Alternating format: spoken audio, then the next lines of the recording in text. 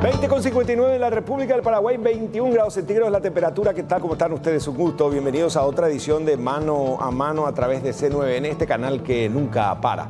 Senador Víctor Ríos, bienvenido. Buenas noches. Gracias por compartir con nosotros este espacio. Buenas noches, Roberto. Al contrario, gracias a vos por la invitación. Terminó hace una hora la sesión del Senado, ¿o no? Sí. Fue una larga sesión con un punto muy debatido que tiene que ver con la elevación a la categoría de crimen de la invasión inmueble. Esa discusión nos llevó casi toda la tarde. Y bueno, hace una hora más o menos terminamos la sesión. Un buen cabildeo dentro de todo. Sí, un buen debate, un debate ideológico realmente. Y bueno, algunos tratamos de introducir categorías dogmáticas, categorías del derecho penal. Tratamos de explicar lo peligroso que es modificar el Código Penal de acuerdo a las coyunturas, pero de todas maneras una gran mayoría decidió elevar el marco penal de la invasión inmueble y de aprobarse pasaría a ser crimen. Claro, a eso digo. O sea que así como está, si avanzase y se promulgase una invasión, ahora pasa a ser un crimen, ¿no? Ahora pasa a ser un crimen. Esto es importante, no es que porque algunos decían, hay que decidir si protegemos o no la propiedad privada. No, la propiedad privada está protegida por Constitución y el Código Penal ya establece una sanción a la invasión inmueble ajeno, que está en el artículo 142. Lo que hoy se estaba discutiendo es si se eleva el marco penal o no, simplemente eso. ¿Y a usted no le molesta, doctor, que siendo liberal como que lo encasillen casi hacia la izquierda? No, es un desafío porque tengo que estar a cada rato aclarando y me da la posibilidad de hacer un poco de pedagogía. Hay mucho desconocimiento, hay mucho prejuicio. Acá cualquier cuestionamiento que se haga al statu quo ya dice, este es comunismo, es de izquierda, y en realidad eso refleja el triunfo cultural del estronismo. O sea, esta mentalidad de considerar de izquierda a todos aquellos que tengan pensamiento crítico impuso a Alfredo Stroessner. O sea, ese es el gran triunfo de Alfredo Stroessner. Alfredo Stroessner se fue, terminó su dictadura en el 89, pero quedó el sentido común, quedó la mentalidad, quedó la subjetividad construida por Alfredo Stroessner durante su dictadura. Ese es el gran triunfo cultural y hay que desmontarlo. Entonces, a cualquiera que critique situaciones del statu quo, se lo califica de comunista y se lo trata de descalificar como hacía Stroessner. Entonces, ya viene como estigmatizado, ¿no? Ya quedas como estigmatizado y ya todo lo que digas ya es desacreditado por ese tema, porque supuestamente sos de izquierda o supuestamente sos comunista. Pero repito, entre esto y lo que decía Stroessner no hay diferencia. Ahora, este debate permitió también, hablando de Stroessner, qué cantidad de gente que quedó con tierra mala vida. Había sido que hoy reivindica la propiedad privada. Pero claro, por eso es que, mira, el proyecto en principio, Roberto, fíjate, nosotros somos colegas y es que sabemos. El 142 del Código Penal, o sea, protege el bien jurídico propiedad privada. Esto fue desde un principio. El proyecto original, Roberto, planteaba también penalizar la invasión a la posesión. Es decir, ¿qué podía pasar? De repente vos me decís a mí, mira, tengo una propiedad aquí, Víctor, podés vivir acá el tiempo que quieras, yo no uso. Bueno, yo entro, estoy ahí, pago los impuestos, pago los servicios. A los 15 o 20 años empiezo un juicio por usucapión. Claro. Y vos venís y me decís, che, vos estás loco. Venís, entras a tu propiedad. Bueno, en ese caso vos estabas cometiendo delito de invasión de inmueble ajeno porque estabas atacando mi posesión. Por lo menos eso logramos excluir. Entonces, lo que se pretende realmente detrás de todo esto es ocultar ese gran debate que tiene que ver con las tierras malavidas. Porque es un problema grave en esta sociedad. Es una distorsión tremenda que tenemos en la sociedad. Mucha gente que quedó con miles y miles de hectáreas de manera irregular, de manera criminal, hoy se erigen como los sumos sacerdotes de la defensa de la propiedad privada, de la libertad, de la libre competencia, etcétera, etcétera. Pero por suerte, hoy también aprobamos en senadores la conformación de una comisión especial para la investigación de las tierras malavidas en el Paraguay. O sea que esa ventana no se cerró. No se cerró. Se aprobó. Ahora, tantas veces se procuró y es probable hacer una retrospectiva, retrotraerse en tiempo y espacio y revisar los títulos de aquel entonces. Pero por supuesto, ¿cómo no se va a poder revisar? O sea, tiene un origen ilícito. O sea, a ver, si hiciéramos lo que se llama la arqueología de las grandes riquezas de este país, no sé cuántas van a estar absolutamente asépticas. Y bueno, eso es lo que hay que hacer con las propiedades de tierra. Hagamos la arqueología de dónde viene, de dónde se originó. ¿Y cómo lograron una mayoría en eso? Hubo unanimidad. Lo que pasa que se tomó como base el informe de la Comisión de Verdad y Justicia, que es un informe muy publicitado, con mucha legitimidad social. Entonces, con mucha fuerza. Mucha fuerza, entonces nadie se animó a oponerse. Y de contramano pues sería lo políticamente incorrecto, ¿no? Y probablemente muchos digan, pero esto vamos a postergar sine die, porque a mí nomás me resulta que me hace ruido en la práctica, no sé hasta dónde se va a poder avanzar. Bueno, eso vamos a ver, porque también seguramente van a haber muchas trabas. No es un trabajo imposible de hacer. Mira, Tomás Piketty, que es un economista de moda ahora, ¿verdad? Que escribió El Capital en el siglo XXI, su obra más importante hasta ahora. Él hizo, por ejemplo, la investigación del comportamiento, de la evolución de las riquezas patrimoniales por 3 siglos. En varios países de Europa. El famoso, el abuelo roba, el hijo como que la blanquea y el nieto después ya pontifica, ¿no? Bueno, él hizo con otro objetivo, ¿verdad? Pero investigó la evolución de las riquezas patrimoniales durante 3 siglos, sobre todo en Europa, en Estados Unidos, Norteamérica. Años. Sí, desde la Revolución Francesa para acá, un poquito antes. ¿Y acá en Paraguay inclusive. con cuánto tiempo ya nos alcanza? Acá nunca se hizo. Acá nunca se hizo. La investigación que hizo Piketty, por ejemplo, no se va a poder hacer en Paraguay, porque, por ejemplo, para eso es muy importante el impuesto al patrimonio, el impuesto a la renta personal, el impuesto a la herencia, y esos impuestos no existen en Paraguay. Además para de tener que una referencia. Se toman como referencia. O sea, él, ¿qué hizo? Él fue a los archivos, por dar un ejemplo, ¿verdad?, de Inglaterra, de Francia, y revisó las liquidaciones impositivas de materia de sucesión. Bueno, el impuesto a la ganancia empezó recién en el siglo XX, al principio del siglo XX. Bueno, todo eso tomó en consideración, hizo un análisis de los mismos y bueno, y presentó un trabajo extraordinario. Eso, por ejemplo, no se va a hacer en Paraguay. Algo parecido se tiene que hacer en este caso con las tierras malavidas, pero no es una investigación de siglos, sino hay que investigar del 54 para acá. Por eso digo, o sea que si uno marca un antes y un después, probablemente con 70 años ya alcanza, ¿no? Sí, del 54 para acá. Pero no solamente los estronistas fueron adjudicados, muchos liberales también. Sí, habrá liberales, indudablemente. O sea, Zavala, ¿en qué posición? ¿Él se inhibió, no me ha ido a opinar? Roberto, lo que pasa es que estronistas no solo hubo dentro del Partido Colorado. Claro, o sea que el estronismo como tal no hay que solamente catalogarlo como ANR. Claro, el estronismo fue transversal.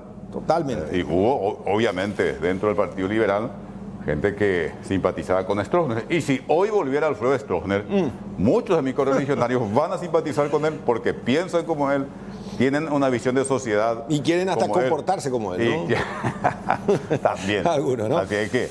Bueno, qué gusto, senador, tenerlo acá. ¿Hace cuánto que conscribe en política? ¿Cuántos años tiene usted? Ahora tengo 50 años. Estoy en política desde los 14 años, porque en esa época, en plena dictadura, uno podía afiliarse antes de ser mayor de edad. Y me afilié a los 14 años. Y eso como que generaba un mayor empoderamiento y era una buena proyección, una marca registrada. Cuando imita Irusuye, ese típico de la discusión de andan de liberal donde irán y calan de afiliación. Sobre todo las personas mayores, viene un señor de 60 años y te dicen, denan de liberal, no es imposible decir él tiene 70, 80 y vos tenés 40. Y se califica ahí la antigüedad, ¿no? Yo me afilié a los 14 años al Partido Liberal, en plena dictadura. Y bueno, desde ese momento milité.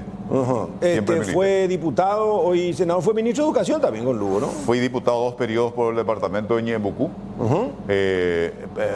hubo un momento en que el Ñembucú tenía 2 diputados de la ANR, y conmigo el Partido Liberal recupera la banca de Ñembucú y mantenemos hasta hoy. 2 periodos de diputados. Bueno, en ese primer periodo fui ministro de Educación, fue el último ministro de Educación de Fernando Lugo, y con el juicio político yo renuncié porque no estaba de acuerdo con el juicio político. ¿Y pudo seguir acaso con Federico o no? No, sí, claro que pude seguir. O sea, hablábamos yo era diputado y mis colegas hablaron conmigo y yo les dije, no voy a seguir porque no estoy de acuerdo, me parece un grave error el que estamos cometiendo.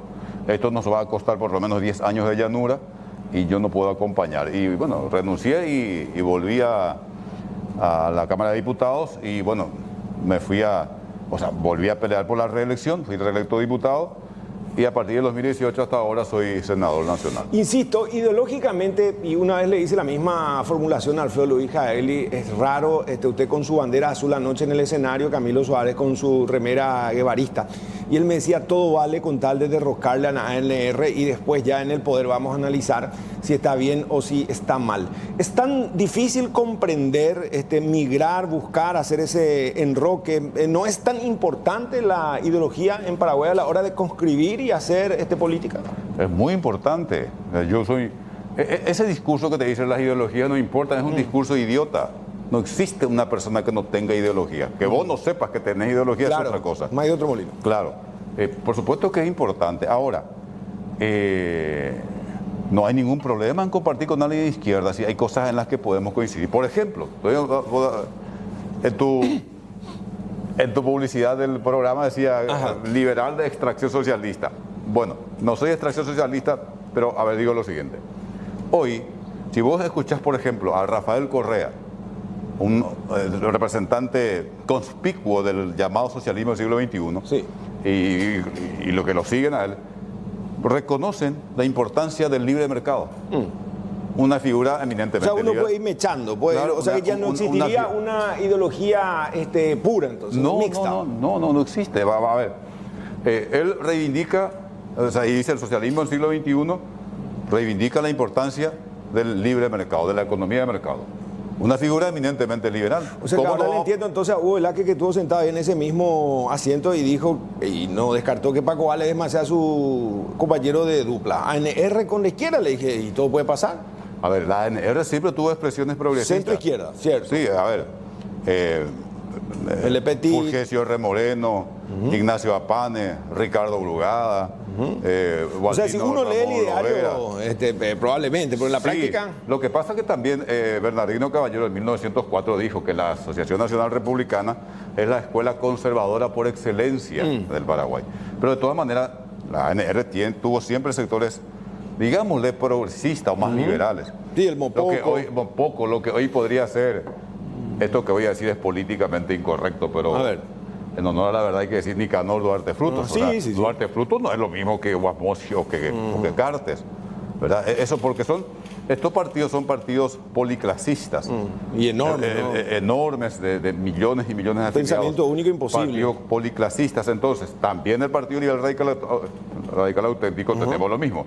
En el liberalismo siempre hubo esa... ¿Quiénes embanderan esa posibilidad de reivindicar aquellos sentimientos de las clases más desprotegidas, como llamarían ustedes? Dentro del liberalismo siempre hubo la corriente radical. Yo, por ejemplo, me considero la corriente radical. Manuel Gondra. Contemporáneo Laíno, ¿no?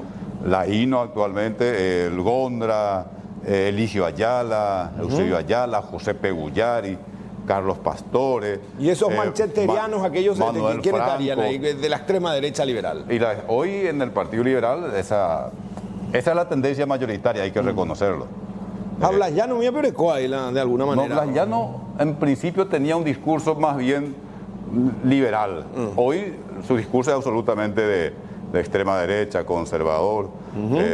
Bueno, yo no sabría... Porque él con todo respeto dijo que ahí mismo también en el futuro él veía, por ejemplo, la concertación, ya no las alianzas. O sea que decía Norman Harrison puede ser con Katia González, Víctor Ríos puede ser con Richard, por ejemplo, Efraín puede ser con Efraín mismo, porque él se reivindica así, se mira al espejo y cree que es el único ídolo. O sea que existe esa posibilidad entonces de ir sumando, y no va a ser raro entonces que, no sé, el día de mañana Santi Peña se postule con algún liberal, no sé, el amigo intendente de Villaliza, ¿cómo se llaman? Estigarribia, Ricardo. O sea, digo nomás, si uno puede ir alternando en un pensamiento mágico figuras que permitan una unidad de criterio en pos de un mejor país.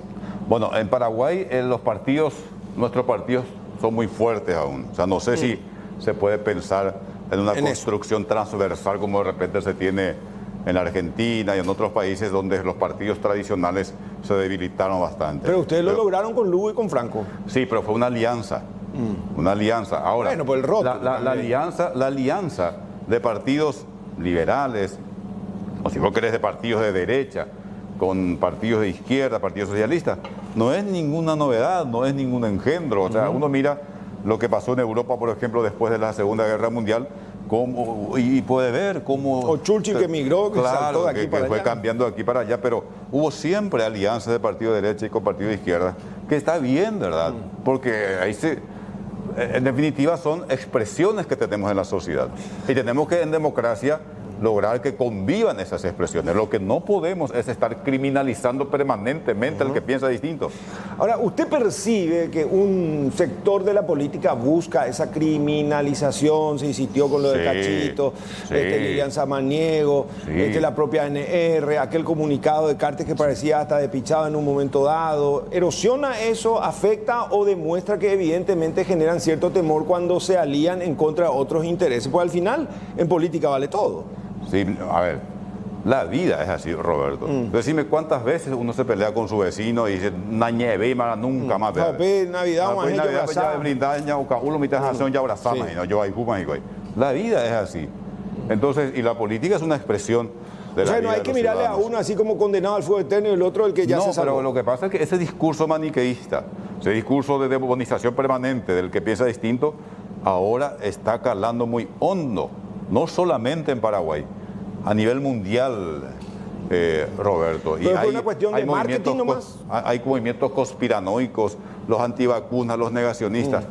Es tremendo. Y en Paraguay, con todo respeto, Horacio Cartes cada vez está más radicalizado y cada vez más intolerante. Y como es un sueño muy poderoso desde el punto de vista político, económico y mediático, entonces, guay de que seas considerado... Pero no logró romper la alianza de ustedes en el Senado, al menos hasta ahora. No logró romper, pero hay que entender que lo de él es un poder permanente, es un poder antidemocrático en el sentido de que no está sometido al escrutinio público, es decir, tiene muchísimo dinero y él no depende de los periodos presidenciales. Pasarán muchos presidentes, seguirá. O sea que él es transversal y sostenido. Tiene medios de comunicación cuya vigencia no depende de un periodo presidencial. Entonces, tiene tiempo suficiente para ir generando sentido común, para ir bajando línea y para ir generando intolerancia si es que continúa con la misma agenda. ¿Y ustedes sienten eso en la clase política? Claro, se sienta. Mira, te está hablando alguien, yo siempre digo... Porque muchos dicen que vengan con Ane Bala. No. A ver, a mí me suelen decir en serio que soy de izquierda, que no soy luego liberal. Y le digo a la gente... El futuro Pedro Castillo. La CGUI, yo Gualentoy, el presidente peruano. Sí, es por eso. La CGUI y liberal anda y pori, desde mi tatarabuelo, del lado de los ríos. De paso le envío saludos a papá y a mamá que nos están viendo allá desde Boquerón. A lo largo y ancho del país. Sí. Desde mi tatarabuelo, del lado de los ríos. No es que ni un solo que no sea liberal. Bueno, pero uno puede ser abolengo liberal, pero al final después ya igual sé, simpatiza. Pero viste, para que te digan, tuvo una tradición socialista en su familia, nada que ver, nunca. Fuimos siempre liberales.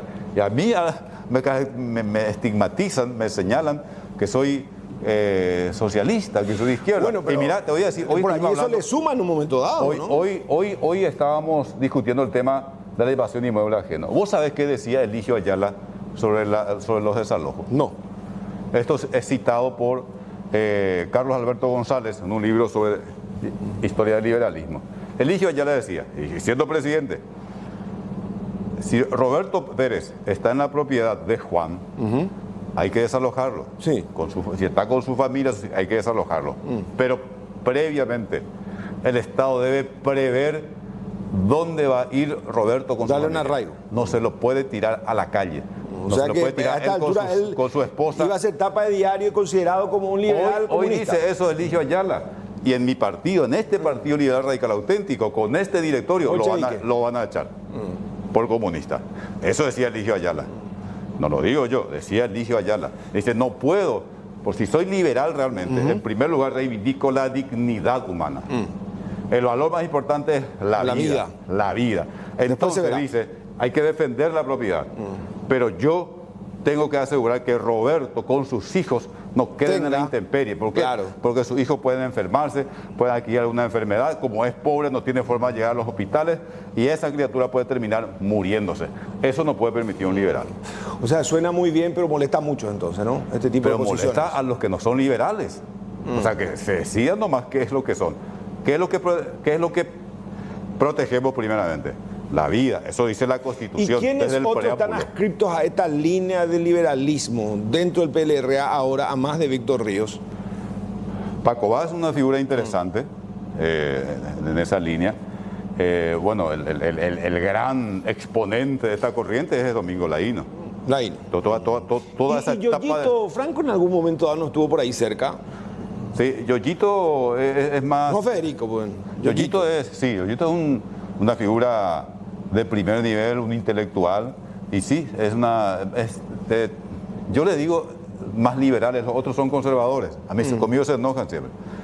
O sea, confunden los conservadores con los liberales.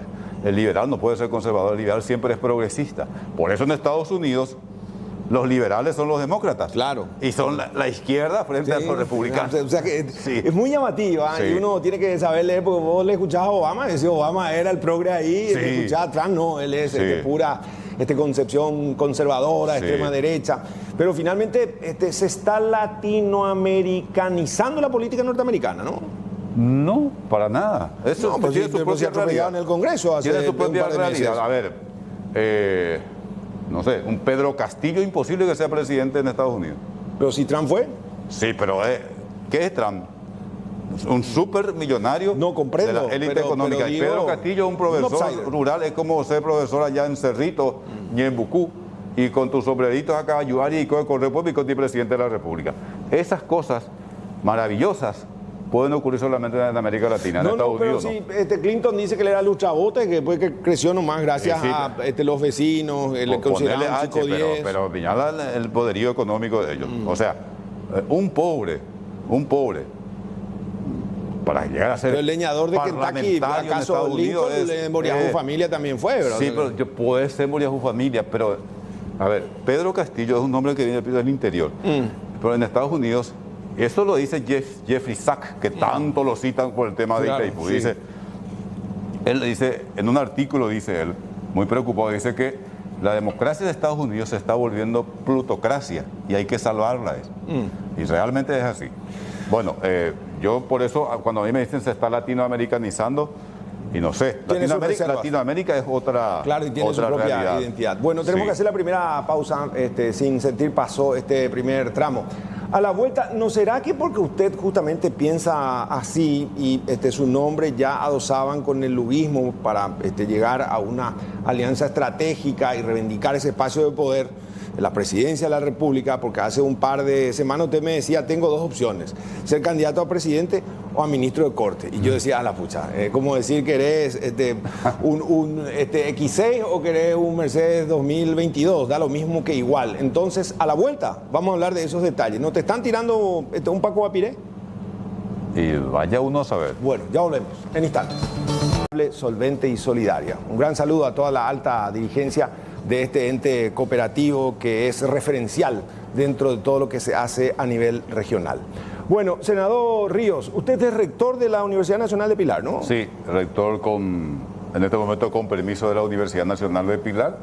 Estoy desde el 2004 siendo Los rectores en realidad es un equipo de gestión que se ha instalado en la institución y bueno, seguimos trabajando juntos. Abogado de profesión, doctor en Derecho. Yo soy abogado de profesión, egresado de la Universidad Nacional del Nordeste de Corrientes, Argentina. Pasaba el río nomás. Pasando el río, ahí hice la especialización en Derecho Penal. O sea que desde el primer año de Derecho ahí cursó. Sí, desde el primer año. Yo no tuve la suerte de estudiar un solo segundo en una universidad paraguaya, lastimosamente. Me quedaba todo muy distante. Sí, quedaba todo muy distante, entonces tuve que cruzar el río.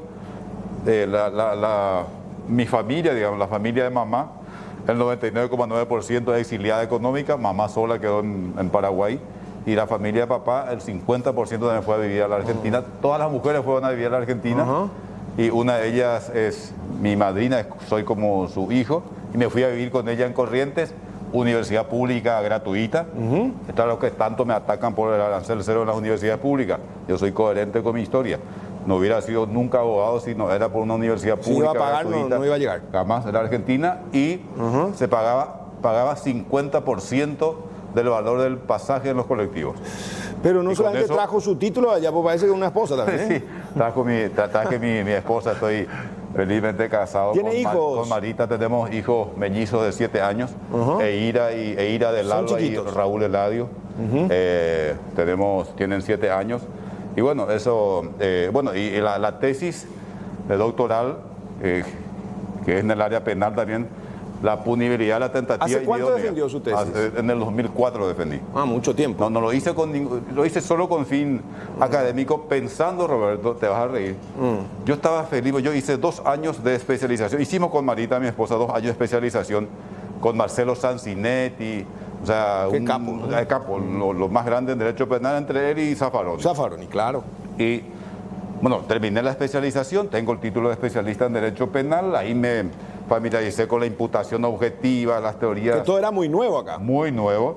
Entonces, yo miro el Código Penal de Paraguay, y el Código Penal de Paraguay, elaborado por Wolfgang Schene, de la Escuela de Bonn, de Alemania, subjetivista, y dije, aquí encontré el tema que me va a hacer famoso. Yo voy a ser famoso como Zaffaroni en Paraguay, voy a hacer la tesis Ese era el desafío, ¿no? Sí, la punibilidad de la tentativa inidónea en el Código Penal. Allá por la tesis, aprobé, nunca nadie... Ni por asomo. Por asomo nadie, o sea, edité como libro, se agotó la primera edición, ahora estamos sacando la segunda edición. Compraron por lo menos los alumnos. Pero nunca fue bestseller, o sea. Pero hay tiempo ahora. Sí.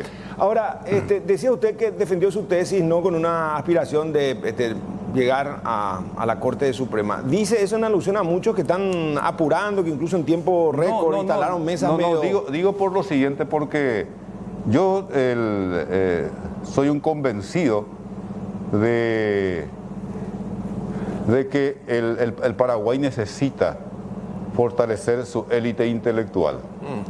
En todos los estamentos, ¿no? En todos los estamentos. Pero yo creo que ahí hay una gran deuda de las universidades paraguayas, sobre todo de las públicas, en el sentido de la formación y consolidación de una élite pensante, de una élite que pueda definir el pensamiento estratégico para un proyecto nación, por ejemplo. Me parecía a Benjamín Fernández cuando hablas así. Entonces, que siempre reivindica y dice la élite. Benjamín estudia Harvard, yo estudié escuela de Boquerón. Bajó un cambio con eso ahora. No. Lo importante es manejar la realidad. Pero, sí. Al fin y al cabo, yo creo que de eso se trata, ¿no? Pero al fin y al cabo de eso se trata. Entonces, yo no tuve la oportunidad que tuvo otros jóvenes. Yo conocí una biblioteca cuando tenía 17 años, cuando fui a estudiar en el Centro Regional de Educación de Pilar. Ahí vi lo que era una biblioteca. ¿Cuál es su ciudad de origen en Ñembucú? Boquerón, Isla Umbú. Umbú, sí, pues yo una vez le escuché, decía Domingo Laíno, de los polvorientos caminos del Paraguay profundo, de Isla Umbú, dijo. Sí. Pero él cuando entonces sugirió que usted era locutor, que usted trabajaba en una radio. Yo por eso siempre lo digo, senador Ríos, ¿cómo le va? Yo pensé que usted venía con la voz impostada de ahí. Nosotros, cuando cae la dictadura de Stroessner en el 89, yo estaba militando en la Juventud Liberal. Entonces, lo primero que pasó, que logramos fue un espacio radial en ZP12, el Radio Carlos Antonio López. Claro, que toda una novedad que los liberales tengan espacio en radio, ¿no?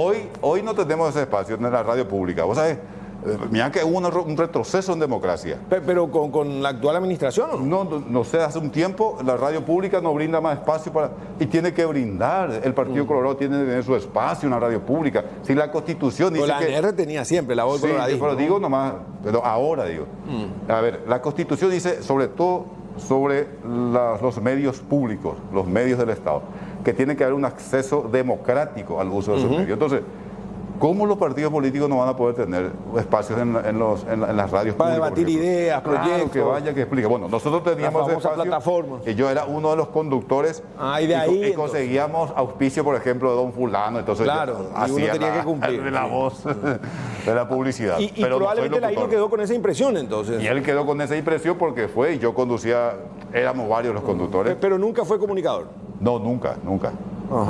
O sea que diputado, docente, senador, ahora se postuló para la Corte Suprema de Justicia. Sobre el punto, ¿a usted le aseguraron que va a hacer? Porque de alguna manera esa voz ya se escucha, ya está todo arreglado. Víctor Ríos está la ministro Guajú. No, nadie me aseguró. Aparte, esa especie, como dicen en los medios, es muy perjudicial para la institucionalidad de la República. Hoy un colega tuyo me preguntaba, ¿hablaste con los grandes líderes, con Efraín, con Blas? No hablé ni voy a hablar de ello. ¿Por qué? Porque eso, primero, está mal visto por la sociedad. Y entonces, en segundo lugar, si uno hace, a pesar de ser mal visto por la sociedad, lo que va a hacer es colaborar más todavía con la degradación de la institucionalidad de la República. Usted le va a tocar el doble entonces, ¿por qué? Porque si yo fuese su adversario, lo primero que voy a tratar de instalar está todo arreglado. Víctor Ríos viene de manos de una clase política a la cual él pertenece. Sí, yo pertenezco a la clase política y pertenezco al mundo académico. Y, ¿cómo es? Y el proceso de selección de jueces está establecido en la Constitución Nacional.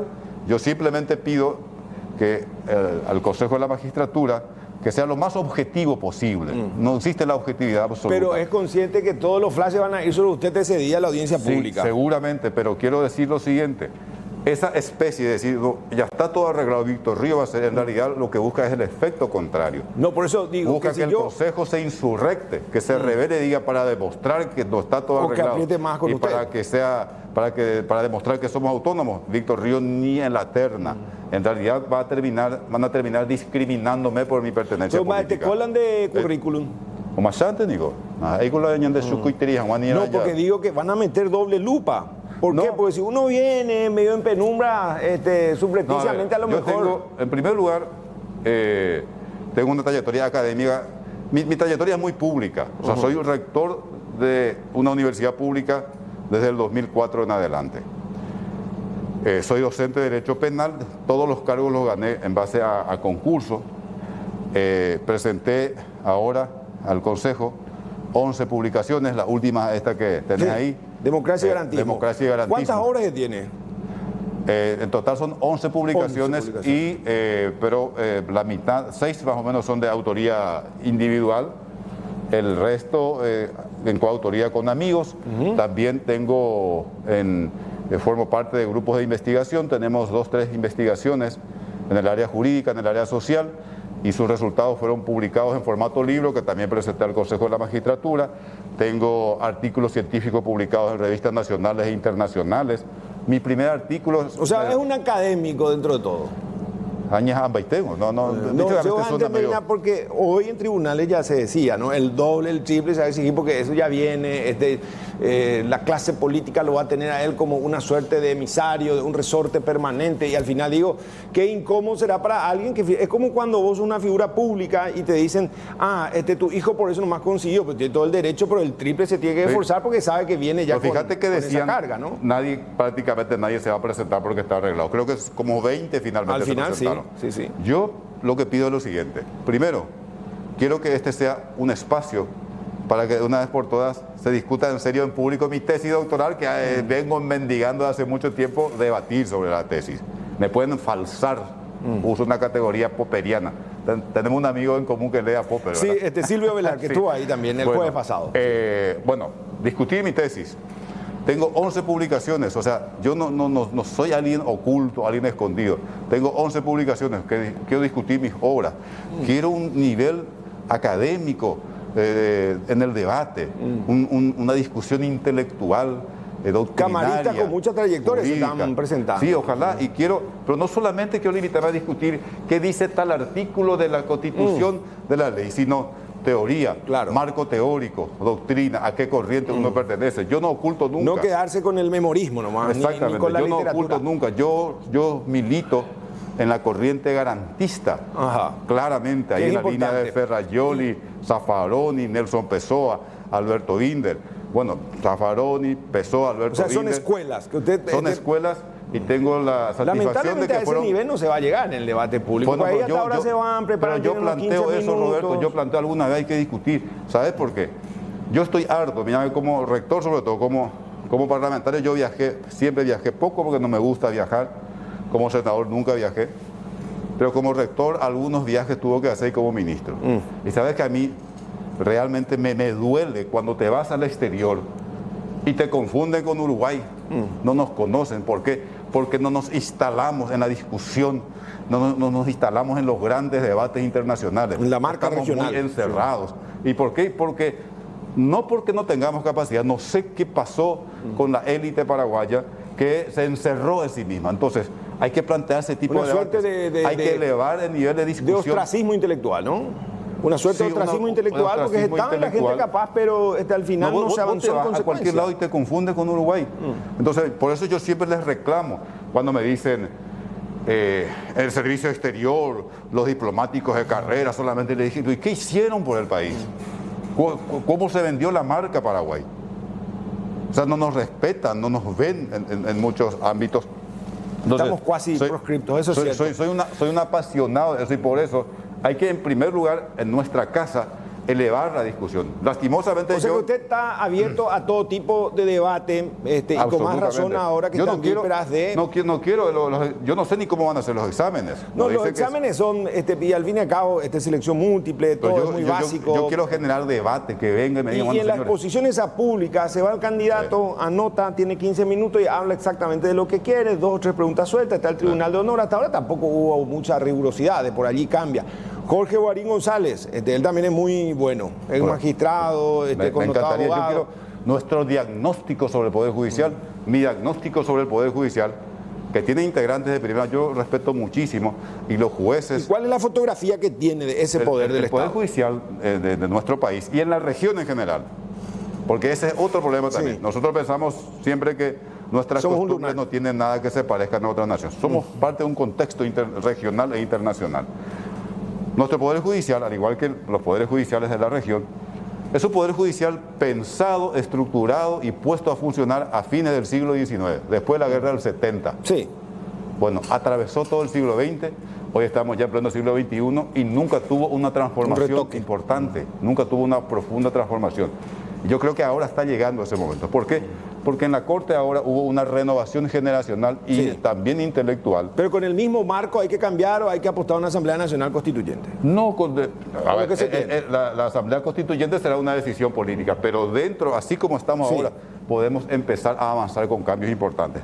Con la Constitución actual, nuestra Constitución... ¿Por dónde empezar? Nuestra Constitución, Roberto, es una de las más avanzadas del mundo. Nuestra Constitución es mucho mejor que la norteamericana. ¿Y por qué entonces la práctica tanta crítica? Porque falta desarrollar, tiene mucha potencialidad que no ha sido desarrollada ni doctrinariamente ni jurisprudencialmente. No porque no quieran nuestros jueces. Como dirían los pendejos ahora, tiene giga de Yipuruy. De Yipuruy. No porque no quieran los jueces, sino porque son distintas etapas. La democracia misma tiene distintas etapas. Nosotros tenemos con el doctor Francisco Jiménez una obra que se llama El discurso sobre la democracia. Y ahí vimos 5 etapas de la democracia, que nosotros llamamos etapas epistémicas. O sea, el discurso sobre la democracia en el 89 era distinto. ¿Por qué? Porque reivindicábamos la participación, el derecho a votar. Bueno, hoy... ¿Qué se dio? Sobradamente. ¿Qué se dio? Entonces después viene la otra etapa, la constituyente, nuevo poder judicial. Después ya aparecieron ya otros reclamos. Hoy... Y se le dio ese marco normativo. Se le dio ese marco normativo. Hoy la democracia, el discurso sobre la democracia apunta más hacia una mayor participación, mayor transparencia, reclamos sobre derechos ambientales, derechos sociales. Bueno, todo eso... La dinámica es otra. La dinámica es otra. Y la Constitución, nuestra Constitución es tan rica que establecen los principios que hay que desarrollar. Tenés los derechos, tenés los principios de la libertad, derechos de igualdad, derechos económicos, derechos sociales, derechos culturales, los derechos sobre la salud, los derechos sobre educación, que están ahí esperando ser desarrollados. Pero todo eso suena muy bien y generalmente en este proceso de selección absolutamente los candidatos encarnan ese discurso y hasta si se quiere un rol erosivo hacia el Poder Judicial. Sin embargo, al llegar son fagocitados, pero en un par de meses son más de lo mismo. A ver, yo no voy a cometer ese error. ¿Sabe por qué, Roberto? Porque estoy acostumbrado a trabajar en ambientes donde yo no soy cuerpo colegiado. Donde yo no soy el camino, la verdad y la vida. Soy el rector de una universidad pública. Pero anda a decirle eso al Aragán de César Garay su colillo, un tipo que hace 18 años está allí y ni aunque le metas un palo donde sabes, ya no va a reaccionar, ya viene averiado. Por eso, pero van a haber elementos de dinamización. A ver, por lo menos los que nosotros designamos como Senado, los ministros, yo Martínez confío Simón, muchísimo en ellos. De es por una nueva allí. generación, es una nueva generación, otra mentalidad, otra visión, otra sensibilidad. O sea que con lo que se tiene hoy se podría generar mejores resultados. Absolutamente, absolutamente. ¿Y qué falta? Con la Constitución. El impulso. Impulso, falta consenso. Entonces yo te decía, yo no voy a poner, nunca me habrás escuchado con discursos incendiarios en contra del Poder Judicial. Al contrario, le puedes preguntar a todos los jueces de esta República quién es el parlamentario que siempre ha sostenido que hay que eliminar la posibilidad de actuación de oficio del jurado en enjuiciamiento de magistrados. Bueno, tengo que hacer otra pausa. Ya habla como ministro de Corte, senador. No, es que estoy... ¿Esa escarapela es del Senado o no tiene nada que ver? No, esto es... porque ahí tienen una dorada que dice Poder Judicial. Llegamos a una ya por mí, cuente. No, pues ya posea ahí, ya. Sí, no, pero esa es la línea y voy a mantener, Roberto. Si con no va a cambiar si llegase. No, si con esos principios, si con esta actuación me es suficiente para llegar, en buena hora y voy a seguir actuando así. Si no me es suficiente, paciencia, viejo, pero hay cosas que no voy a cambiar. Bueno, seguimos conversando. A la vuelta de la pausa, 21:45, retornamos en instante.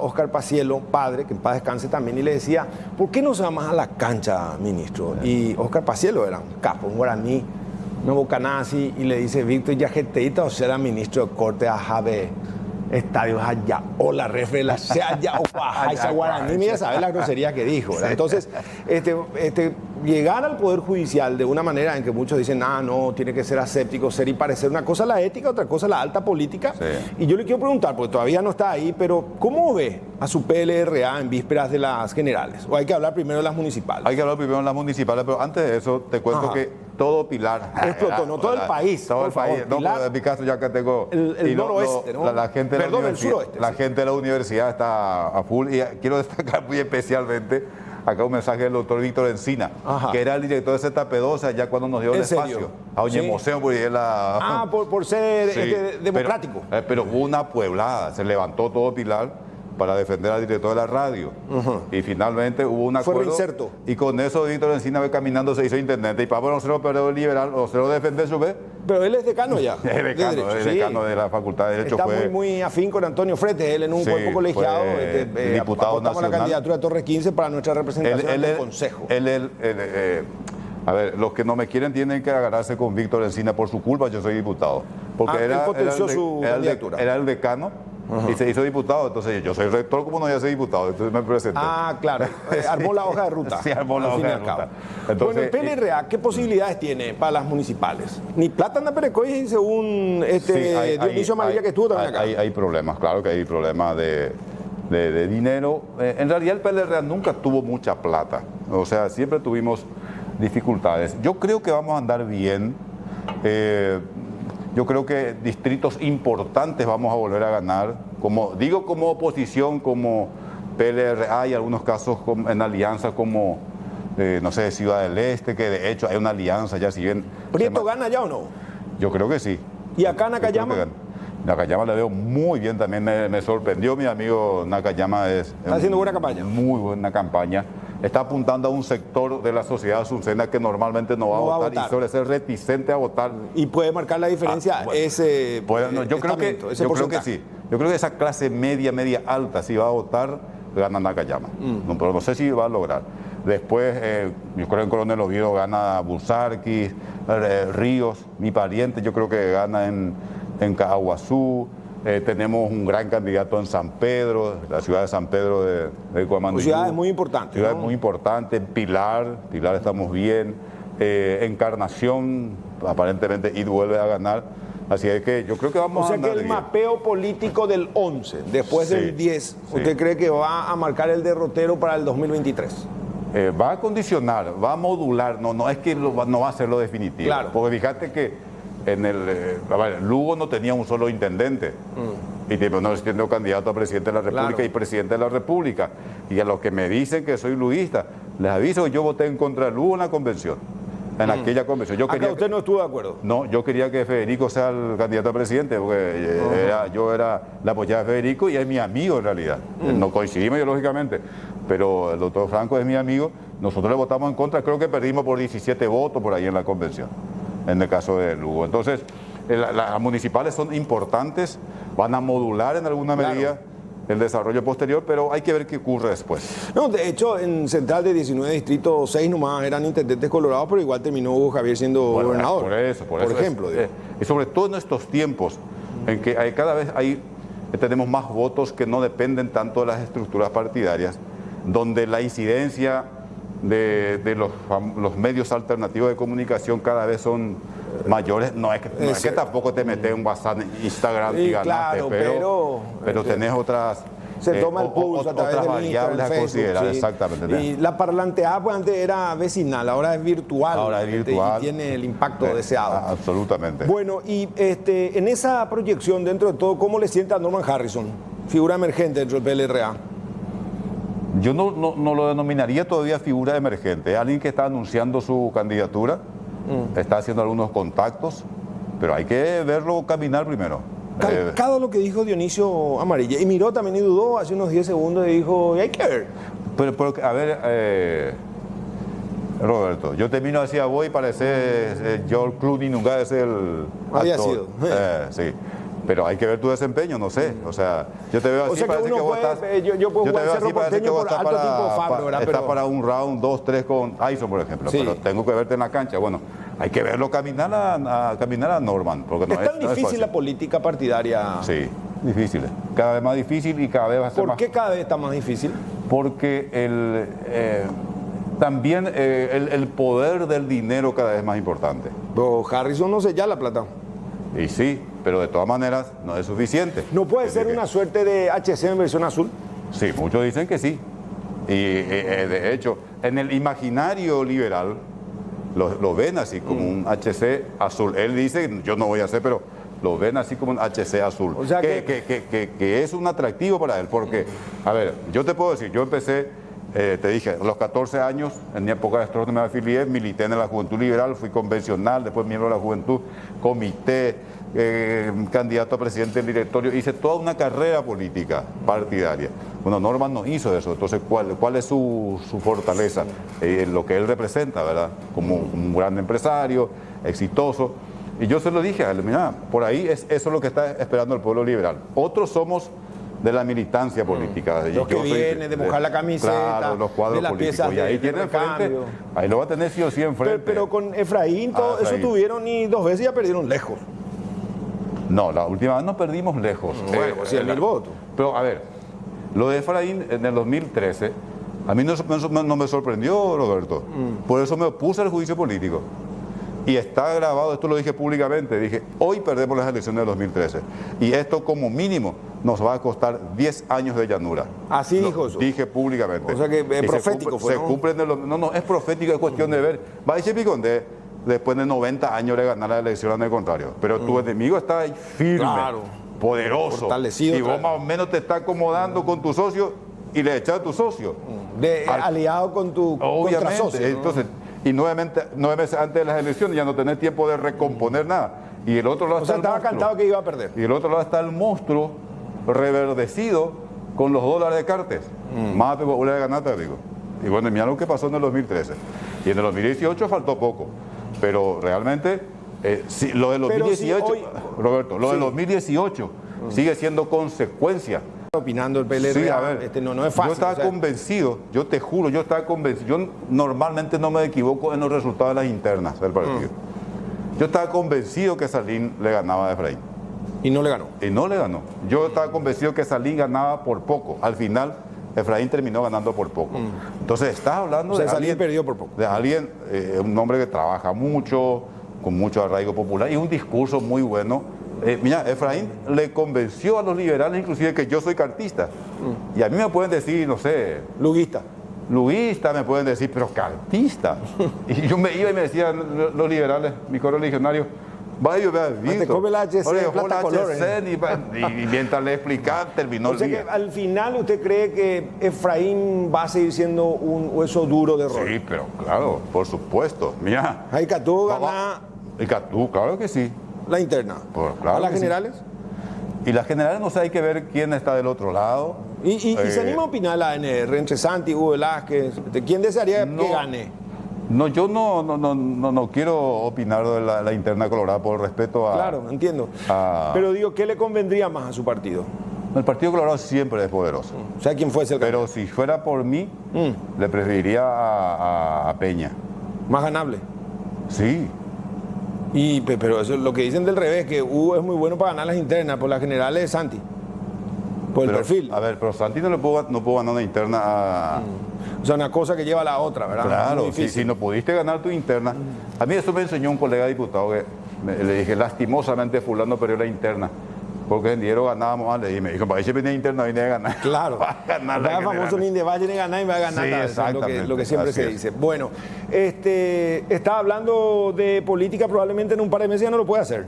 No, pues, probablemente ya no. Ya los jueces se piden a través de esas resoluciones, pero eso quedó en el olvido también, porque más allá de todo, hoy en conferencia de prensa explican los alcances de cada determinación. Bueno, para que veas cómo Hemos evolucionado. el Poder Judicial debe evolucionar. Sí. La Corte, a ver, yo te pregunto, 20 años atrás, No, ¿quién se iba a imaginar que pero la conseguir una plenaria copia, iba a ser transmitida en conseguir vivo? una fotocopia, nosotros los reporteros Sí. acreditados, era imposible. Sí. Pero te hacían esperar 2 días, a veces con Sí, suerte. por eso esto de que, a ver, si va a haber presión política. Sí. No, hay cosas que ya no Eso puedes hacer. le iba a preguntar y se me fue. Víctor Ríos sentado ahí aparece, no sé, un colega, Cachito Salomón. ¿Va a tener preeminencia? ¿Va a poder bajarle la línea por Manuel de Jesús Ramírez, un tipo muy respetado también de su partido? Llegó al cargo y él me decía, no, yo vengo de la conscripción partidaria, pero el momento que me siente ahí es donde me van a medir a mí el pulso. Y creo que hoy tiene mucho pleito porque a todos le rechazan por solo hecho de anunciarse luego como PLRA. Sí,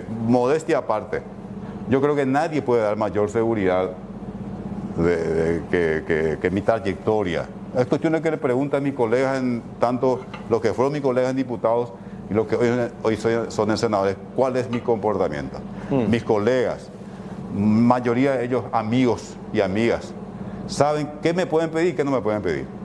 Y saben que cuando doy la palabra... ¿Tiene mucha plata cumplo. usted, senador? No, en absoluto. Mi declaración jurada está a disposición. Pero la ministra de Educación, comida Paraguay y Ricopa.